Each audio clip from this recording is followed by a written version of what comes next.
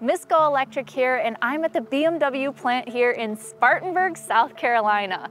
This is where they build most of their SAVs, and luckily I've driven and enjoyed every single one of them.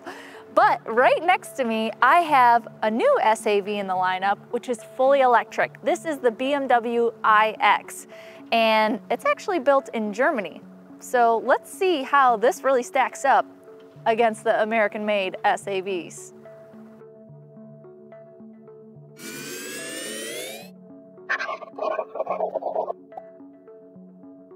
Let's start by talking about the size of the iX. This is really comparable to many of the BMW SAVs in the lineup, but in different ways. The iX is about as long as the X5, it is as wide as the X7, and about as high as the X3. With all these characteristics combined, you're gonna get a very aerodynamic profile. And actually, this is the most aerodynamic BMW SAV in the lineup to date with a 0.25 drag coefficient. Next, let's talk about aesthetics. And you can't talk about aesthetics without talking about this big kidney grille. This is polarizing, no doubt, and it's not my cup of tea, but the more time I spend with the iX, the less this matters. There's a lot more going on in this front end that I wanna talk about though. First off, we have these full LED headlamps with the laser light technology, so it provides an even crisper, brighter light when you're driving at night. Also, if you take a look at the front here, we have active grille shutters underneath here, which is gonna help contribute to really great aerodynamics and get the cooling in to the battery when needed. You have in the front on this fascia some different body color on the front, which indicates that this is actually a sport trim. There are 3 different trims that you can choose from. The first selection when configuring the iX is the choice of Shadowline, Signature Blue, or Sport trim, which sets the tone for your exterior. As you can see, most of these design elements affect the front and rear fascias. Underneath the hood, there is no frunk. This actually has vehicle systems in here and is only accessible by a dealer. But we do have access to the washer fluid, so if you need to refill real quick, it's nice and easy through the rondelle on the front. When we look at the side profile of the BMW iX, you're gonna notice a lot of this high gloss black finish along the bottom, which really helps shrink this midsection and make the iX not look so chunky on the side profile. This here is what I wanna talk about though. This titanium bronze trim that's all new for the iX is really sharp. You know, the chrome feels really outdated for me, so I really like that BMW integrated this new color combination and still kept in with the black gloss on top. Sometimes if it's a little too much black gloss, it feels a little pedestrian, but too much chrome feels a little gaudy, so I think this strikes a really nice balance.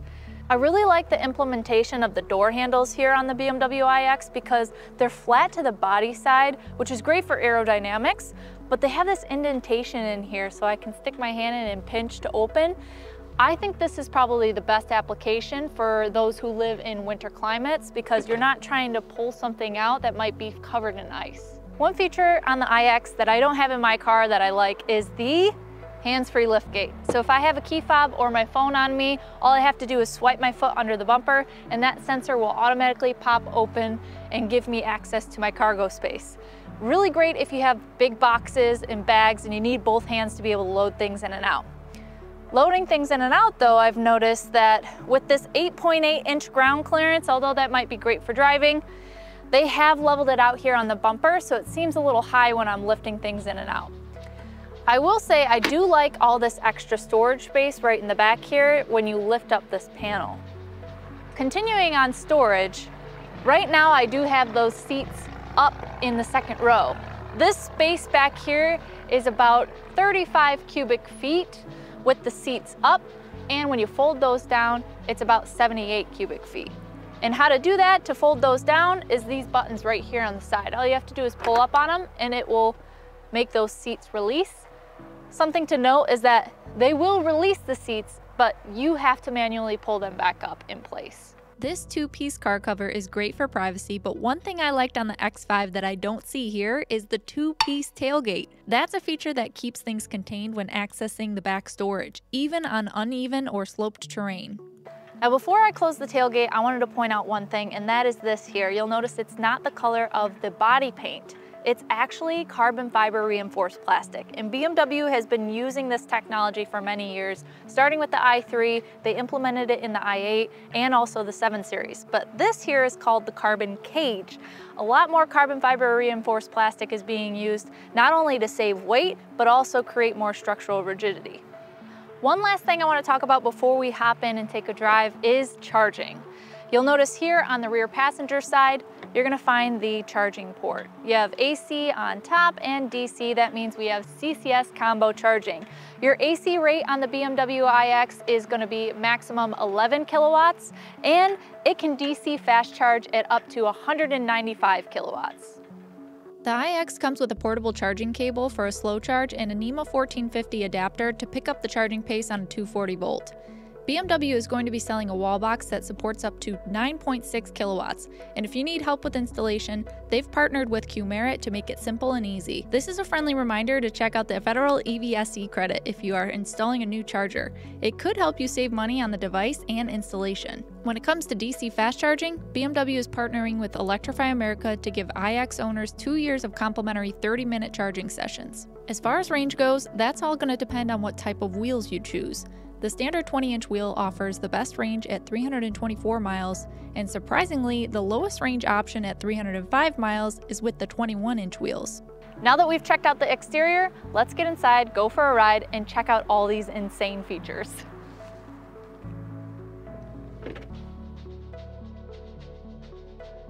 Before we head out, let's take a look around this interior. There are 6 interior choices with varying colors and materials. The one I'm in has the Amido leather upgrade. The wide variety of colors also extends to the exterior paint with 9 different options to pick from. Many BMW vehicles qualify for the individual program, which allows customers to customize and expand those color choices, including finishes like their frozen paint. But right now, this isn't available for the iX. In the rear seats, there's plenty of legroom and headroom for this 5'11" gal. The charging ports in the back of both the front seats are abundant and in plain sight. I found it comfortable back here, and I like the access to the cargo space with this 40-20-40 split. The seat release from here is something I prefer over a traditional lever that can be hard to access. With rear climate controls, side and central vents, I'd happily be a passenger back here for a long road trip. Moving up to the front, the console has wireless charging, more USB-C ports, a 12-volt socket, and cup holders in the lower ledge. Up top, if you're not charging, this little pocket holds a cell phone conveniently. There's also a sizable compartment behind the gear selector and iDrive controls for storage. The materials and finishes are luxurious in this iX. This one has the optional massaging front seats with heating and ventilation. There's another optional package I've fallen in love with called the Radiant package, which heats up the armrests and underside of the dashboard near your knees. I am all about this cocoon of warmth. Lastly, although the iX doesn't have a sunshade to cover this big panoramic roof, you can completely block out the sun with the electrochromic shading. Now you see it? Now you don't. Alright, it's time to get on the road and go for a drive.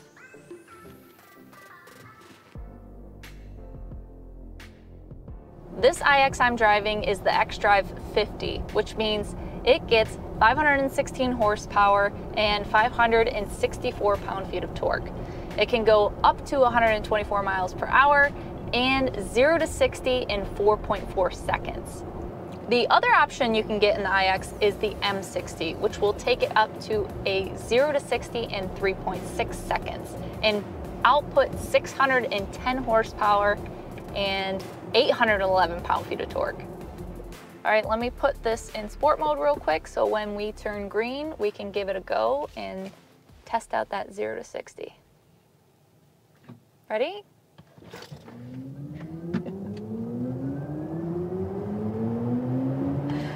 And you can hear in sport mode, you're gonna get that sound pumped into the cabin to give you that sporty feel. I couldn't do that just once. More EV grin, please. The iX xDrive50 is plenty fast, but I can definitely feel the 5,659 pounds I'm moving.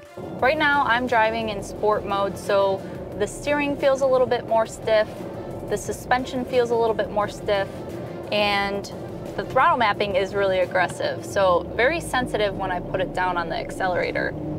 I also have it in B mode, which is the regenerative braking, which is quite aggressive. It does feel like a one pedal feel in comparison to when I have it off. I don't even feel any regenerative braking. You can modify the Regen to your liking. They even have an adaptive mode which adjusts the Regen using data from your navigation and ADAS sensors. All right, so I'm getting up to speed on the highway now, and I'm gonna turn on some of the assisted driving features. So I press this button on the left here. That's gonna activate it for me. Not only does it show up in my instrument cluster, but right in front of me I see a few things. A lot of green, which is good because that means the system is activated and working. So right in front of me, I have a lane that is highlighted green with cars that are being augmented around me in the display. I'm cruising at 66 miles per hour, which is a little bit over the speed limit, but so far it seems like the additional torque it's providing in the steering is keeping me very centered in the lane. I have somebody in my blind spot, which I'll get over here and test out the lane change. What I like here is I just noticed is along the window is a light that shows up and turns red. So I'm assuming that works with the ADAS system. This warning system also lights up when you're parked and trying to exit your car, but a vehicle or cyclist is coming up on the side. It will also delay you from opening any of the 4 doors to protect you and your vehicle from a collision. But you'll see I just turned my turn signal on and it completely just moved me right over into the lane with ease. I've been in vehicles that have this kind of technology, and this one seems to dive a little bit hard into the lane change pretty quickly. So you'll see again, and then straighten out pretty nicely.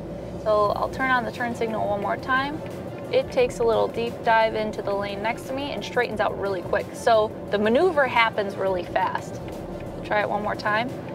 One thing you're also gonna notice is that this augmented reality navigation, oh my goodness, it is awesome. Not only does it have my vehicle compass right in front of me, but it also has these larger arrows that are pointing towards the exit I'm supposed to get off.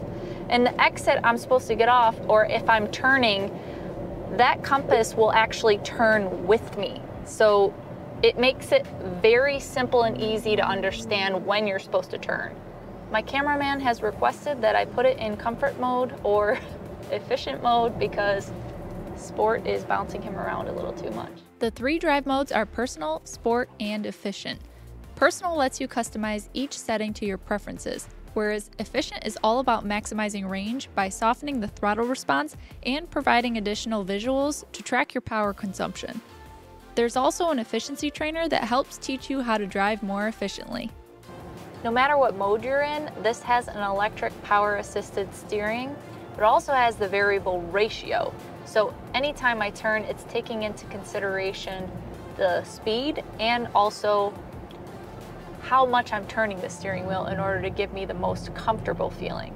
This steering is also helpful for easy maneuverability while parking. Speaking of parking, the iX has some incredible self-parking features and assistance. Say you pull into a parking spot down a long, tight driveway and you're dreading having to pull out when you leave.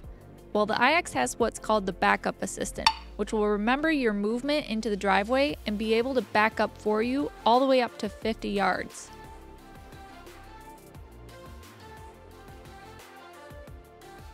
Another great tool for parking included in the iX is the active rear steering. All right, so I'm gonna activate the parking assistant. And so I press this button down here where the camera is, and my sensors are turning on. It says on the screen P, and it's searching for the spot. So I'm just gonna drive in between this Mini and 2 Series. It says it found a spot, so either start reverse parking or parking forward. I'm gonna select reverse. So I click that on the screen. I left my foot off of the brake and it is taking control of accelerating, braking, put my turn signal on, and it is steering me into the spot. While that looks like it's getting really close to the Mini, but it did stop. And it's pulling straight forward to straighten out. So it can get in that spot. Nice and straight. Looks like still it's going to be pretty close on this side. We'll see how it straightens out.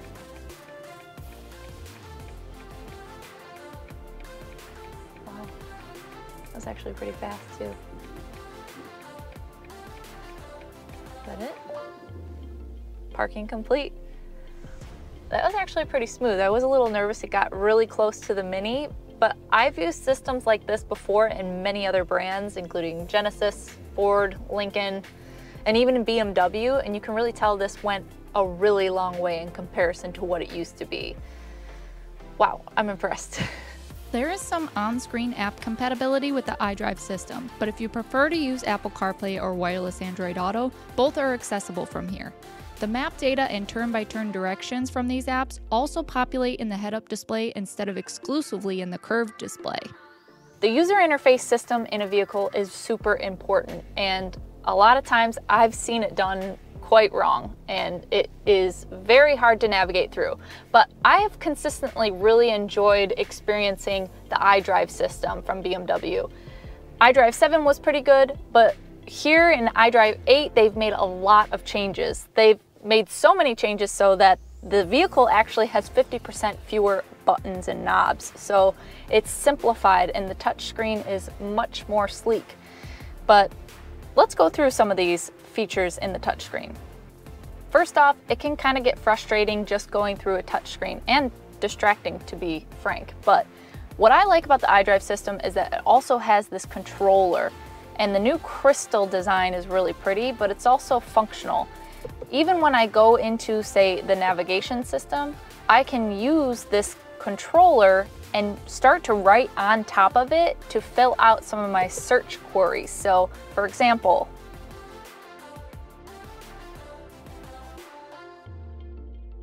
the My BMW app has access to a lot more unique features among some typical functionality, like checking your current range, starting or scheduling charging sessions, or remotely locking, unlocking, and preconditioning the vehicle.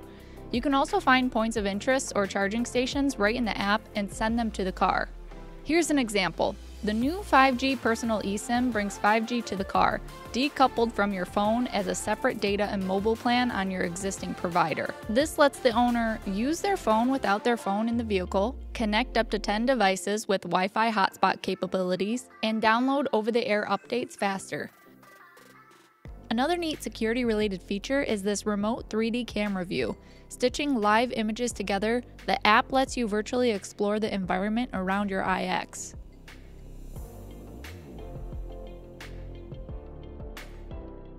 One feature that I've never seen before is the access to the interior camera right here and being able to take a picture right on my app. As you can imagine, this could be useful on a social night out, or it could be useful for theft prevention. So if you have a bunch of stuff in the back, you can always take a peek. One of the last things I'd like to talk about when it comes to the iX is the ownership experience. Unfortunately, BMW has ended the European delivery program for US buyers, but they have continued a version of it in South Carolina. Buyers have the ability to take delivery at the Performance Center and take a vehicle spec'd similar to the one they ordered on track with professional drivers. It includes one hotel night as well as a museum and factory tour across the street where many of the BMW SAVs are produced. For me, service is one of the most important elements of an ownership experience. BMW has over 350 locations across the US. I've visited dozens of them and found them to be clean, modern, and offering a high level of hospitality. Tesla and the new wave of EV startups have smaller service networks which are not likely to keep pace with rapidly increasing production volumes. Well, I've spent the full day with the iX here in Spartanburg, South Carolina, and I absolutely love this vehicle. But there's room for improvement. So a few things that I would do with the iX is, one, give it a tow hitch in the US. I know it can tow up to 5,000 pounds in Europe, but I really want to be able to put a bike rack on this or take some more toys with me on the road. So number one, tow hitch. Number two is I'd like to see faster DC fast charging rates. Right now, with 195 kilowatts and a 400 volt architecture, it's not sufficient for the amount of road trips that I do. Third is going to be the efficiency.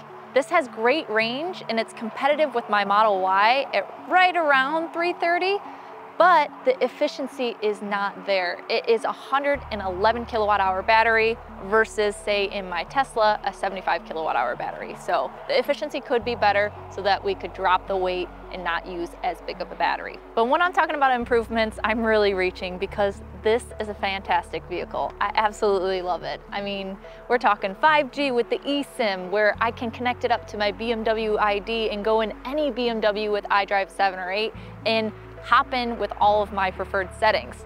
Heated and cooled seats with the massaging feature is so nice. I love the materials on the inside, the wood trim, the titanium bronze, that beautiful finish on the seats. Ugh, it's just so nice to be in this interior. Plus, all of the advanced driver assist systems. I really think that even this on the highway on a road trip would really go head to head with a Model Y with my autopilot for sure. That head-up display is amazing. Separately, that AR navigation is outstanding on the center screen. The quietness is so nice and it's so luxurious on the inside. Honestly, if you're shopping in this range of about $80,000 to $100,000, I don't know how you could top the iX. I really do think it's the best one out there. Well, thank you guys so much for watching this review, and I hope you enjoyed it. Make sure you click the thumbs up sign and don't forget to subscribe. Until next time, drive, fly, ride. Go electric.